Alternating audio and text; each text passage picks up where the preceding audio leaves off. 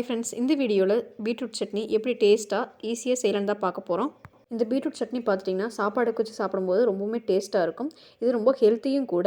இது சாப்பாடுக்கு மட்டும் இல்லை, நீங்கள் தோசைக்கும் வச்சு சாப்பிட்லாம். இப்போ இந்த வீடியோக்குள்ளே போகிறதுக்கு முன்னாடி நீங்கள் நம்மளோட சேனல் இன்னும் சப்ஸ்கிரைப் பண்ணுங்க. பெல் பட்டனை கிளிக் பண்ணிட்டு ஆல் பட்டனை கிளிக் பண்ணிக்கோங்க. அப்போ தான் நம்ம போடுற வீடியோஸ் எல்லாமே உங்களுக்கு வந்து நோட்டிஃபிகேஷனில் வரும். வாங்க வீடியோக்குள்ளே போகலாம். பீட்ரூட் சட்னி செய்கிறதுக்கு பார்த்துட்டிங்கன்னா நான் மீடியம் சைஸில் இருக்கிற 3 பீட்ரூட் எடுத்திருக்கேன். நீங்கள் பெரிய பீட்ரூட்டாக இருந்தால் 2 எடுத்துக்கோங்க. இப்போ இந்த பீட்ரூட்டை தோல் சீவிட்டு மீடியம் சைஸில் கட் பண்ணி எடுத்து வச்சுக்கோங்க. இப்போ நம்ம சட்னி செய்ய ஸ்டார்ட் பண்ணிடலாம். பீட்ரூட் சட்னி செய்கிறதுக்கு 3 டேபிள் ஸ்பூன் வரமல்லி சேர்த்திக்கலாம். மல்லி சேர்த்துன பிறகு 1 டேபிள் ஸ்பூன் சீரகம் சேர்த்திக்கோங்க. அது கூடயே ஒரு 6 வரமிளகா, ஒரு கைப்பிடி அளவு தேங்காய் சேர்த்திக்கலாம். நீங்கள் காரம் அதிகமாக சாப்பிட மாட்டேன்னா ஒரு வரமிளகா எச்சா சேர்த்திக்கோங்க. இப்போ தேவையான அளவு கருவேப்பிலை சேர்த்திக்கலாம். இப்போ எல்லாமே சேர்த்தியாச்சு. இதனால் மிக்ஸ் பண்ணி விட்டுட்டு 1 டேபிள் ஸ்பூன் அளவுக்கு மட்டும் எண்ணெய் சேர்த்திக்கோங்க. ஆயில் வந்து நிறைய சேர்க்க வேண்டாம், கொஞ்சமாக சேர்த்துனா போதும். இப்போ அடுப்பு லோ ஃப்ளேமில் வச்சுக்கோங்க. வச்சுட்டு நல்லா ட்ரை ரோஸ்ட் பண்ணி எடுத்துக்கோங்க. இப்போ எல்லாமே நல்லா வறுபட்டுருச்சு. இப்போ இது ஒரு பிளேட்டுக்கு மாற்றி எடுத்து வச்சுக்கோங்க.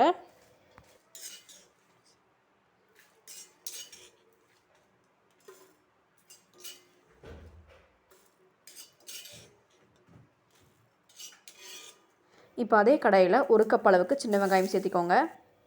இப்போ ஒரு 4-5 பல் பூண்டு சேர்த்திக்கலாம். வெங்காயம் பூண்டு ரெண்டுமே சேர்த்துனதுக்கப்புறமா கொஞ்சமாக ஆயில் சேர்த்திக்கோங்க. வெங்காயம் வதங்கிறதுக்கு. வெங்காயம் நல்லா கலர் சேஞ்ச் ஆகி வர வரைக்கும் நல்லா வதக்கிக்கோங்க. இப்போ பாருங்கள், வெங்காயம் நல்லா வதங்கிருச்சு. இப்போ இது ஒரு பிளேட்டுக்கு மாற்றிக்கலாம்.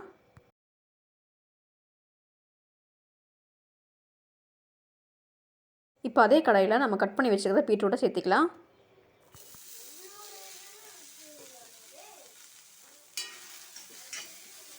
இப்போ பீட்ரூட் வதங்க தேவையான அளவு ஆயில் சேர்த்திக்கலாம்.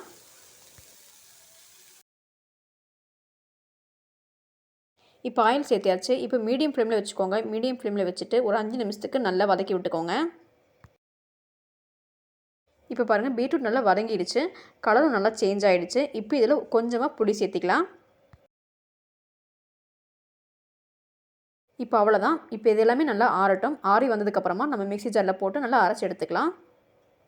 இப்போ எல்லாமே நல்லா ஆறிடுச்சு. இப்போ 1 by 1 நம்ம மிக்ஸி ஜாரில் போட்டு அரைச்சிக்கலாம். ஃபஸ்ட்டு பார்த்துட்டிங்கன்னா சீரகம், மல்லி இதெல்லாம் வறுத்து வச்சுருக்கோம் இல்லையா, அதை சேர்த்திக்கலாம். சீரகம், மல்லியில் ஏன் நம்ம ஃபஸ்ட்டு போட்டு அரைக்கிறோம்னா பீட்ரூட் கூட சேர்த்து அரைக்கும் போது சரியாக அரைப்படாது. ஸோ ஃபஸ்ட்டு வந்து சீரகம், மல்லி இதெல்லாமே சேர்த்து அரைச்சிக்கலாம். அதுக்கப்புறமா நம்ம பீட்ரூட் சேர்த்திக்கலாம்.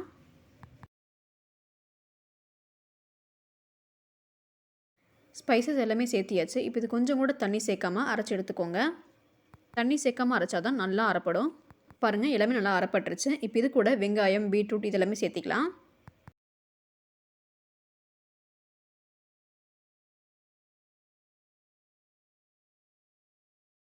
இப்போ எல்லாமே சேர்த்தியாச்சு. இப்போ சட்னிக்கு தேவையான உப்பு சேர்த்திக்கலாம். உப்பு சேர்த்திட்டு கொஞ்சமாக தண்ணி சேர்த்திக்கோங்க. ரொம்ப தண்ணி சேர்த்த வேண்டாம். தண்ணி பத்தலைன்னா அதுக்கப்புறம் நம்ம மறுபடியும் ஆட் பண்ணிக்கலாம். இப்போ பாருங்கள், நல்லா பேஸ்ட்டாக அரைச்சி எடுத்தாச்சு. இப்போ இந்த பீட்ரூட் சட்னியை ஒரு பவுலுக்கு மாற்றிக்கலாம்.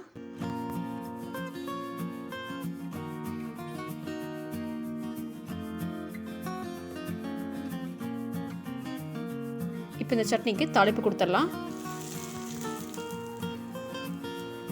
அவ்வளோதான். இப்போ நமக்கு ஹெல்த்தியான டேஸ்டியான பீட்ரூட் சட்னி ரெடி ஆகிடுச்சு.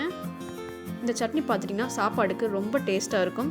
அது மட்டும் இல்லாமல் நீங்கள் தோசைக்கு வச்சு சாப்பிடும்போது ரொம்பவுமே அட்டகாசமாக இருக்கும். குழந்தைகளும் விரும்பி சாப்பிடுவாங்க. ஸோ நான் சொன்ன இந்த மெத்தடில் நீங்கள் கண்டிப்பாக வீட்டை வந்து ட்ரை பண்ணி பாருங்கள். ரொம்பவுமே சூப்பராக இருக்கும்.